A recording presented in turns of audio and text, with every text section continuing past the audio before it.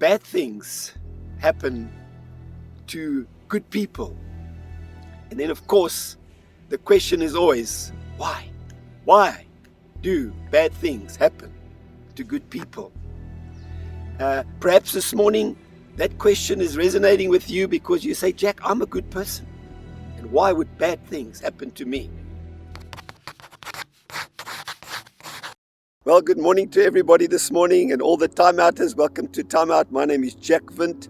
It's a glorious morning this morning in Africa.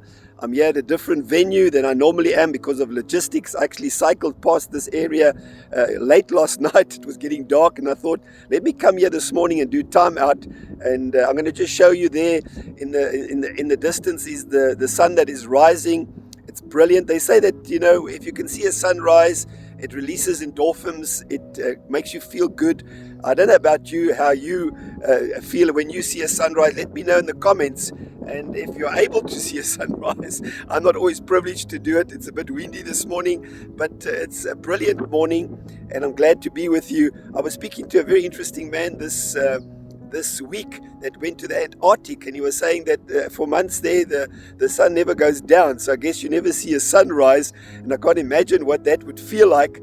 But we are privileged in Africa to have glorious sunrises and also glorious sunsets. So I'm just going to sit down here where I'm going to just do time out this morning and just chat with you about something that I guess if I had to say, most people have, most people have probably asked this at least once in their lives. And so I want to chat about that this morning. When, or you know of somebody that's a good person, a friend, a family member, maybe it's a relative, and it concerns you that bad things are happening to good people. And you ask that question. And many times that question is directed, if we're a Christian, to God and to Jesus, our Savior. And we ask, why? Now, that's not a bad question. And I'd like to say something about that if I may this morning. But before I do, I want to share a personal story about this that affected me. And I hope that this will help you. I think it's about 6 years ago in 2015, in the beginning, somewhere in June 2015, I was traveling. It was a Friday morning or an afternoon, I should say. I was traveling to, I think, the East Rand. I was in my car and my telephone rang because I've got a system in my car.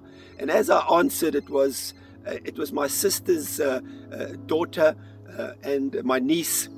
And I didn't know at the time immediately because she was crying and she was really in travail. And all I heard her say is, Caitlin is dead. Caitlin is dead.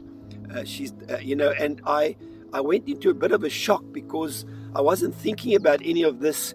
And at the time I knew quite a few Caitlins, and your mind goes all over the place because you're trying to reference what is happening here. And this was Caitlin's mom had phoned me because her daughter had tragically been involved in an accident, and they were actually coming from a leadership training camp in the afternoon Friday. She had phoned her mother Caitlin, and she had told her she's on her way home, and not long afterwards the bus collided with a massive truck, and 4 of the children in that bus, they were all young, passed away, and it was very, very tragic. Now, what I want to say is, and I want to go a little bit back if I may, when I heard that call that Caitlin was dead, Caitlin had died, and understanding who it was, Caitlin was only at the time 14 years old. She was in the prime of her life as a teenager. She was a very vivacious girl. She was in our school in Mhlanga, a private Christian school. She could sing, she could do drama. She was highly liked by her peers. She really was a great person. And I had actually married her mom and her dad many years earlier, so I knew the family. And so when I got this call, I thought, why does bad things happen to good people? Now, I have to just go right back about even before this event, maybe about 4 or 5 years before that. I remember Caitlin, her mother, brought her to me, phoned me and said, I was down in Durban. I was actually helping my son train at a Grand Prix event for track racing and bicycling, and he was training there in Durban. And her mother phoned me and said, my daughter wants to speak to you. She's got some questions to ask you, difficult questions. And so I said, well, bring her. I'm here at the track in Durban. And I remember coming, and I climbed up to the stands to speak to her. I can't remember if she was 8 or 9. She was young. And her mother brought her there, and she asked me some difficult questions about God, about faith. And so I tried to answer. And I remember her telling me the story. She said, Uncle Jack, I had a dream about where I saw a vision. I saw Jesus coming into my room. I said, wow, that's interesting. And I said, well, what did he do? He said, he sat at the end of my bed and he smiled at me. And she said, what do you think it means? And well, I obviously didn't have an answer. I said, well, it's a good experience. And then she went to tell me that, she's got a desire to do something for God. She wants to work for God and one day and be a pastor. And so I said to her, okay, well, I made a deal. I said to her still jokingly, I said, well, when you're older and you finish school, why don't you come up to Johannesburg and I'll help you, I'll train you. And so she said, that's great. And that was many years ago. And fast forwarding quite a few years, about 2 weeks before this accident happened, I was down in Durban because I was the chairman of the governing council of the school that she was going to. I had that privilege at that time, and they'd invited me to some ceremony or prize giving, and I was down there, and that was the last time I saw Caitlin alive. And she was one of the waitresses, because they used all the older students to basically waitress and really be servers, as they called them, at this event. And I was sitting at the principal's table, and she came and served us. And I remember the principal saying to me, Jack, Caitlin is one day I'm grooming her one day to probably be a head girl of our school. And I felt so proud when he said that. And afterwards, as I left, somebody had come and given me an envelope with 150 Rand, one of the books that I'd sold or they bought, and they gave it to me. And I gave it to her as a gift, and I gave her a hug. And that was the last time that I actually had anything to do with Caitlin until I heard about the tragic accident that coming back from a Christian camp, a leadership camp, that had happened, and her life was taken. And I thought to myself, why does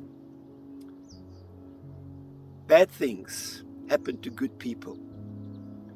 Now, that caused a lot of turmoil in my life, in her parents, in her grandparents, in many people's lives. And I guess the question we always ask is why? And I'm going to get to that question in a moment. But before I do, I reckon when we say, why does bad things happen to good people, it would be more appropriate, probably in our minds, maybe you don't say it, but you think it, we'd feel better if bad things happen to bad people. And I think the reason we say that is because often our faith is in a linear, we see it in a linear way. In other words, like in a straight line. And that's the danger about faith. When we see it in a straight line, everything is about cause and effect. Now, there is a cause and effect in the Bible, but when it comes to our faith, it's not helpful to think linear, in a line, because our faith isn't just in a line. It's almost like, we think that faith is one-dimensional. And it's impossible because we are three-dimensional people, at least. So our faith should at least be three-dimensional. But this is my problem. How do we know that faith is, and I'm speaking about faith in God now, is only three-dimensional? What about if it's 100th dimensional or 1,000th dimensional? Maybe there's 1,000 dimensions to faith that we don't know. So how will we ever understand the question of why? So I have really said that I feel that to ask why questions aren't helpful when these things happen. As a matter of fact, when we ask why questions and we ask them at God, it's almost like an accusation. God, why did you allow this to happen?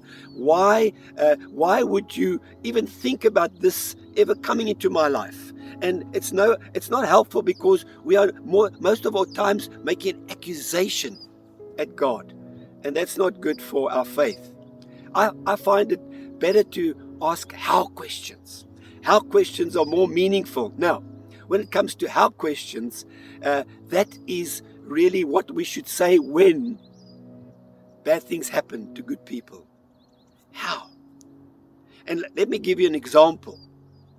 How is it possible that an awesome God, the creator of the universe, the all-powerful God, the all-knowing God, would allow his own son to be ridiculed, to be hung on a cross, to be pierced by a spear, to be made accusations made against him, to see the pain on his face? How would that God allow that to happen to his own son?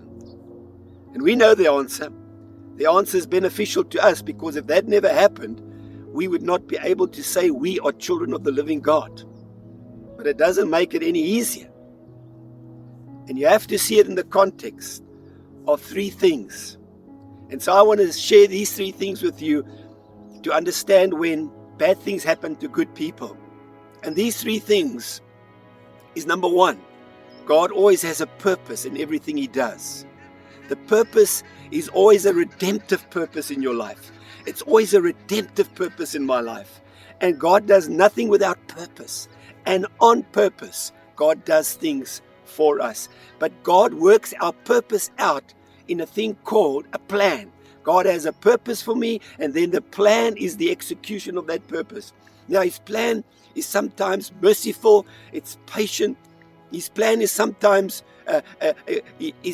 takes time, but it's really the unraveling of that purpose in our lives. Just like he had a plan for the life of Jesus, he had a purpose, a redemptive purpose for his own son, and then Jesus lived out that plan, and he died on a cross, and bad things happened to a good God in his life. But the last one I want to say, that is even most important to remember. Yes, God has a redemptive purpose. Yes, God has a plan that he works out. But most of all, God does nothing unless it's motivated by love. God does everything in our lives because it is motivated by love. Even when he deals with us, when we're wrong and he has to correct us or chastise us, it's always motivated by love. Even when it comes to sin, yes, God doesn't love sin. He judges sin, but he always loves us as people. And he is motivated by his love for us. So I want to say to us this morning, when we think about this touchy subject, when bad things happen to good people, I want you to remember that God always has a redemptive purpose. Our faith is not linear. And when we try and understand these things, we are not only one-dimensional. Faith could be multi-dimensional, because that's how God operates. And then we must also remember that God not only has a redemptive purpose, but he is working that purpose out with a specific plan in people's lives, a plan that maybe we don't always even know. And then lastly, we have to tell ourselves, remind ourselves always, that everything God does is always motivated with love. My name is Jack Windt. You've been watching Time Out, and I'll catch you next week. You unravel